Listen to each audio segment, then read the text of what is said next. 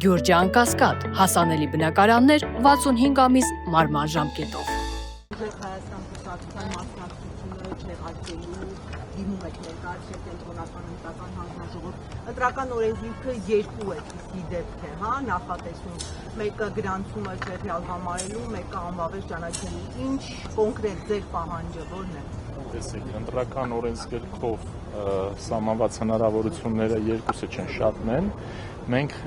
այս դեպքում կոնկրետ պահանջում ենք, որպեսզի ընտրական հանձնաժողովը կենտրոնական անվավեր ճանաչի ուժեղ Հայաստան կուսակցությունների դաշինքի ընտրական ցուցակը գրանցելու մասին իր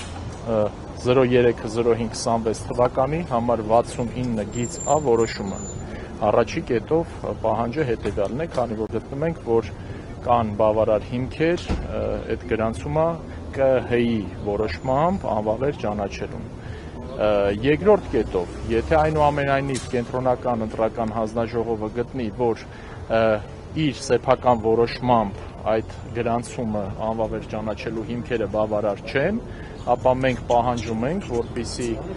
կենտրոնական ընտրական հանձնաժողովը օգտվի ընտրական օրենսգրքով սահմանված իր իրավունքներից եւ նման պահանջով դիմի Հայաստանի Հանրապետության վարչական դատարան։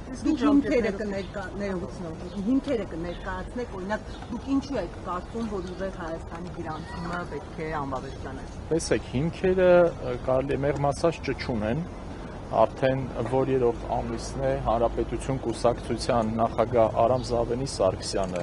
հասարակական սեկտորի ներկայացուցիչները, հասարակական գործիչները բարձրաձայնում են տեղի ունեցող բազմաթիվ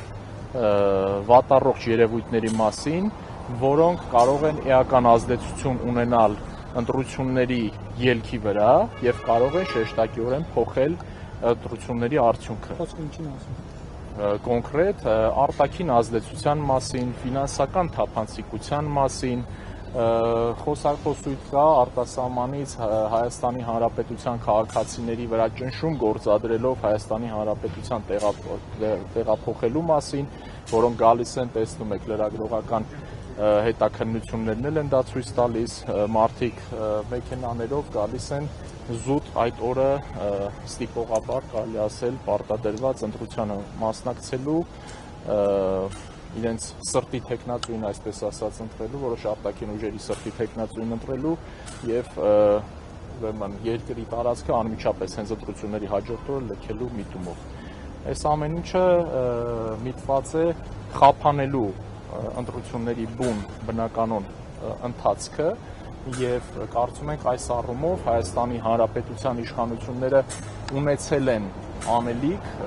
եւ կարծում եմ, որ չեն արել, հիմա մենք էլ երեկվա բանավեճից հետո տեսակ ինչ տեղի ունեցավ, Հանրապետության վարչապետը նաեւ մեղադրանք հնչեցրեց ուրեմն արևմտամետ ուժերի ներկայացուցիչների, այդ թվում նաեւ Արամ Զավենի Սարգսյանի հասցեին առայն, որ մենք ենթադրվում է, ընկալումը ստեղծվեց այնպիսին, որ իրենք ինչ-որ գործիքներով, այսինքն սահմանափակված են, չեն կարողանում դիմել այդ քայլին, բա դուք ինչի չէիք դիմում, եւ Արամ Սարգսյանը անմիջապես էլ պատասխանեց, որ մենք պարբերաբար արդեն որորդ ամիսն է բարձրաձայնում ենք այդ հարցերի վերաբերյալ, եւ եթե ձեզ հարկավոր է այդ դիմումը, որպեսզի ձեր ձեռքերի կապանքները բացվեն, մենք կտանք ձեզ այդ գործիքը եւ այսօր մեր այս դիմումի իմաստն ու նպատակը գնդակը գործող իշխանության դաշտ փոխանցելն է։ Եվ հրատապության սկզբունքով եք հննվելու այս դիմումը, քանի որ մեկ օր է մնացել այդ սկզբունքից։ Հրատապը կարծում եմ, որ կենտրոնական ընտրական հանձնաժողովը կհրավիրի արտահերթ նիստ, ամեն դեպքում դիմումի քննության արդյունքում ԿՀ-ի որոշումը պետք է կայացվի մինչև ընտրությունների վերջնական արդյունքների հրապարակումը, ըստ այդմ սպասենք զարգացումներ։ Այսինքն կարող է նույնիսկ քվեարկություն լինել, հա, ժամկետները դարձին են կարող օրինակ քվեարկություն լինել մինչև որոշումը։ Այս հարցը պետք է լուծվի մինչև օրվա ավարտը։ Հա, այսինքն սեղերով մի քիչ եկեք տեսնում, նույնիսկ դատարանով մինչև ժամը 12:00, 24:00, այո։ Դատարանն էլ իր որոշումը որոշումը, եթե դա դան է հասնում։ Այսօր կամ վաղ առավոտյան մինչև պետքա որոշում կայացնի կենտրոնական ընտրական հանձնաժողովը, հաշվի առնելով եւ առավելապես ջանալով չզրկել մեզ դատարանի իրավունքից, դրա համար պետքա առավել հրատապ քննի այս դիմումը, որպեսզի այնուհետև մերժելու դեպքում մենք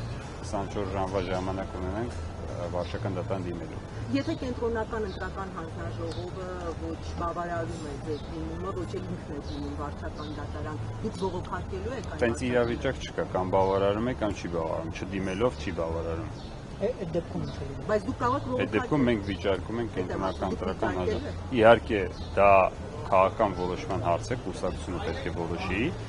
բայց իրավական հնարավորությունը կա վիճարկելու կենտրոնական ընտրական հանձնաժողովի որոշումը։ Ես հույս ունեմ, որ այո, մնացածը արդեն քաղաքական ուժը կասի։ Հարցի պատասխանը հնչեց, որ որոշման առկայության դեպքում մենք կայացնենք քաղաքական որոշում քննարկելու այդ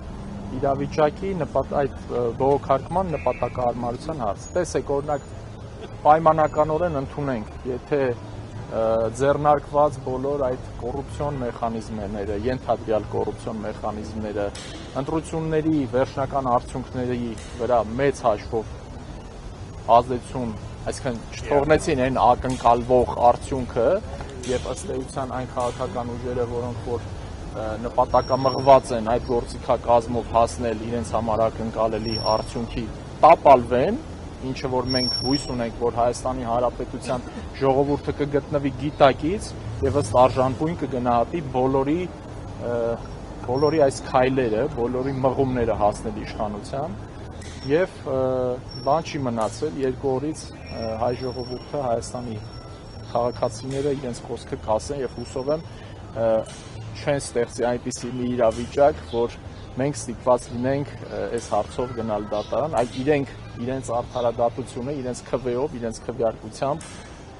կիրագործեն։ Այսինքն արդյունքներն են կապվում են։ Ինչով են կապալի լեգիտիմացում։ Ինչով օրինակ։ Ով է, մենք ենք թույլ տվող քվեով։ Որ կուսակցությունը, որը դրսի ֆինանսավորման